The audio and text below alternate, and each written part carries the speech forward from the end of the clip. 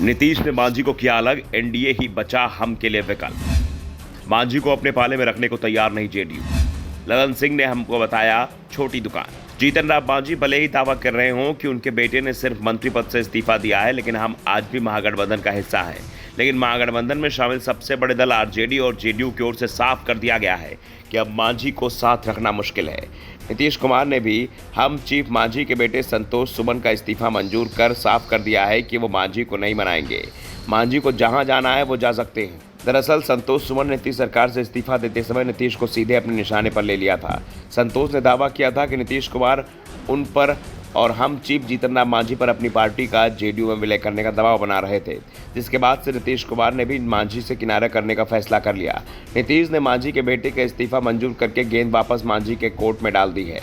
जो वो तय करना चाहते हैं कर सकते हैं। कभी जीतन राम मांझी ने कसम खाई थी कि वो आजीवन नीतीश कुमार का साथ नहीं छोड़ेंगे, लेकिन इस्तीफा देकर दबाव बनाने की उनकी राजनीति नीतीश के सामने काम नहीं आई। नीतीश ने भी उनका साथ छोड़ दिया है। संतोष सुमन का इस्तीफा मंजूर होने से लगता है कि मांझी की उछल कूद भरी राजनीति से नीतीश का मन भर चुका है और उन्होंने भी अब मांझी को फ्री छोड़ने का फैसला कर लिया है। दावा किया जा रहा है कि जीतन राम मांझी बीजेपी से हाथ मिलाकर एनडीए में जा सकते हैं और उनके साथ ही 2024 का लोकसभा चुनाव लड़ सकते हैं। मांझी पिछले महीने दिल्ली में अमित शाह से भी मिले थे। मांझी लोकसभा की 5 सीट महागठबंधन से मांग रहे थे, जिसकी वहां गुंजाइश नहीं थी।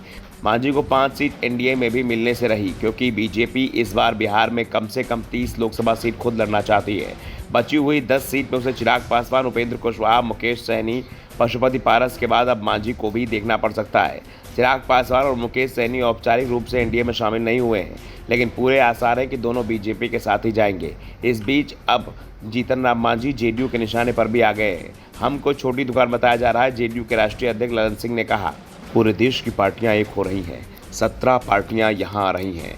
पूरे देश में विपक्ष एकजुट होकर भाजपा खिलाफ लड़ेगा। मांझी अपनी दुकान चला रहे हैं। छोटी मोटी दुकान चलाने से क्या फायदा है। मांझी को अपनी पार्टी का किसी दल में विलय कर देना चाहिए। दूसरी ओर बिहार के डिप्टी सीएम तेजस्वी यादव ने भी हमको अपने निशाने पर ले लिया। तेजस्वी ने कहा, हम लोगों ने जीतन राम मांझी को पूरा सब बांध दिया। जीतन राम मांझी और संतोष मांझी को मुख्यमंत्री नीतीश कुमार ने लगातार आगे बढ़ाने का काम किया है। नीतीश कुमार ने जीतन राम मांझी को बिहार का मुख्यमंत्री भी बनाया। वहीं जेडीयू के कोटे से मांझी के बेटे को मंत्री बनाया। आरजेडी ने डॉक्टर सुमन कुमार को अपने कोटे से एमएलसी भी बनाया। इसलिए कोई ये नहीं कह सकता कि उन्हें यहाँ सम्मान नहीं दिया गया। तेजस्वी ने आगे कहा कि संतोष मांझी ने चिट्ठी में साफ लिखा है कि निजी कारणों के चलते वे साथ नहीं चल सकते। इसका क्या मतलब निकाला जा सकता है? उनकी आगे क्या सोच है हम ये नहीं जानते। चिट्ठी से तो हम यही समझते हैं कि वे महागठबंधन का अंग नहीं रहना चाहते। साफ है कि गेंद अब मांझी के पाले में महागठबंधन की ओर से साफ कर दिया गया है कि मांझी को मनाया नहीं जाएगा। वो अगला कदम उठाने को स्वतंत्र है और मांझी के पास भी अब विकल्प बेहद सीमित दिखाई दे रहे हैं, क्योंकि बिहार में अकेले राजनीति करना मांझी के लिए बेहद मुश्किल होगा। ऐसे में या तो उन्हें महागठबंधन में ही रहना होगा, जो अब बेहद मुश्किल दिखाई दे रहा है, या फिर उन्हें एनडीए में शामिल होना होगा। Bureau report, the such India.